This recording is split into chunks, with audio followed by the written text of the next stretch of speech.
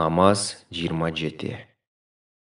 Ka'b bin Ujza radhiyallahu anhudan риваят. Пайғамбар саллаллаху алейхи вассалам: парыз намаздардың аяғында оқыла тұрған ұшындай бір келме бар. Аны оқыған кіші ешқашан өкініште қалбайды. Ал 33 жолы Субханаллах, 33 жолы Альхамдулиллах, 33 жолы Аллаху Акбар деді. Кa'б бин Ujza радhiyallahu анхудан риваят. Пайғамбар саллаллаху алейхи вассалам: парыз намаздардың аяғында оқыла тұрған ұшындай бір келме бар. Аны оқыған кіші ешқашан өкініште қалбайды. Ал 33 жолы Субханаллах, 33 жолы Альхамдулиллах, 33 жолы Аллаху Акбар деді.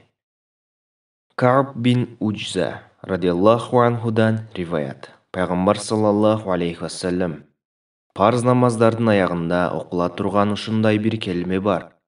Аны оқыған кіші ешқашан өкініште қалбайды.